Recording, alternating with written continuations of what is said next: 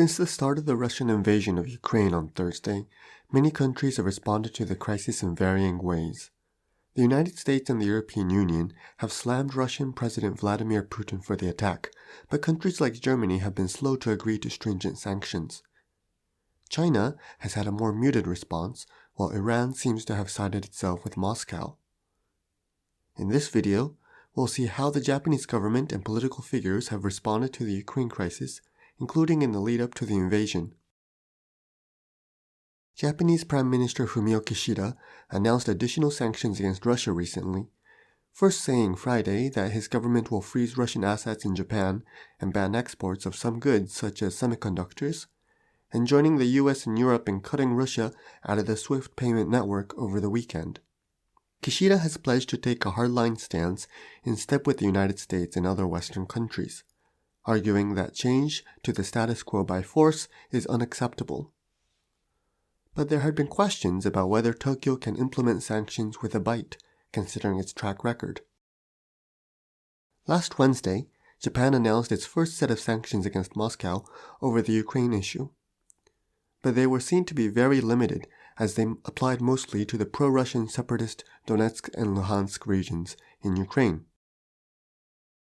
Even as the United States announced a freeze in the assets of senior Kremlin officials, Japan avoided targeting such individuals.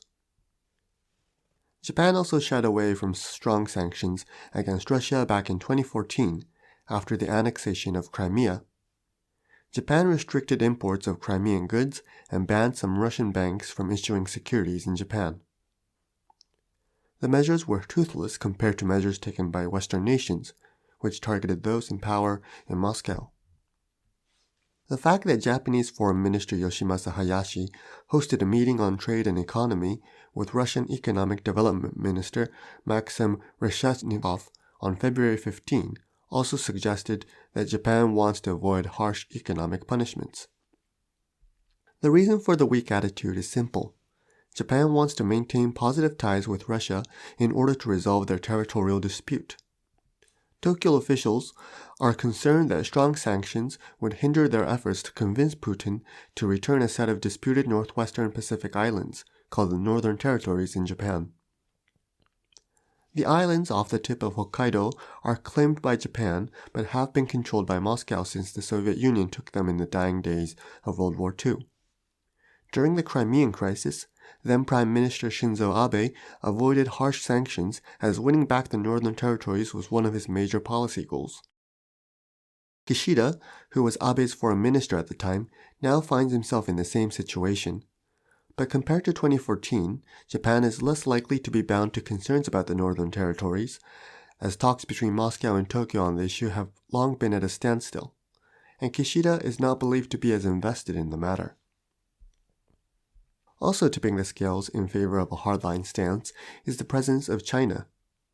Not responding appropriately to Russia's aggressiveness may inspire China to adopt a similar tactic in the Indo-Pacific region, including in Taiwan and in the East and South China Seas. China is already taking note of the similarities with the Ukraine situation and its relationship with Taiwan, with a foreign ministry spokesperson claiming that Taiwan is not Ukraine. A ruling party official said earlier this month that if Japan does not impose strict sanctions in line with the West, it, quote, will not be able to make a convincing case to European countries if Japan needs their help in the event of a Taiwan contingency. Prime Minister Kishida himself said Thursday that dealing with Russia's actions appropriately is necessary to avoid giving false lessons to other countries. Almost all major political parties in Japan, spanning from the conservative Liberal Democratic Party to the left-wing Japanese Communist Party, have strongly condemned Russia for its attack on Ukraine. The main opposition party, the Constitutional Democratic Party, has even proposed delaying budget deliberations at the upper house of parliament so that the government can respond to the issue. Right-wing elements in mainstream politics have not been friendly to Putin, despite some of their counterparts in the United States, such as Donald Trump and some Fox News personalities, having initially avoided attacking the leader. In fact, some of the fiercest attacks against the Japanese government over its feeble actions against Moscow over the Ukraine situation has been from the right flank. This is because the situation in Ukraine mirrors that of the dynamic between China and Taiwan. Shinzo Abe, who has previously sought to advance efforts to win back the northern territories by forming what has been described as a bromance with Putin, has also come out against Moscow for this reason. In a television interview Sunday, Abe used Russia's invasion of Ukraine to advocate for discussions on hosting U.S. nuclear weapons in Japan to boost the country's defense, despite Tokyo's long-standing position against nukes on Japanese soil. But one lawmaker in particular seems to be siding with Russia, and that is Muneo Suzuki from the Nippon Ishin no Kai.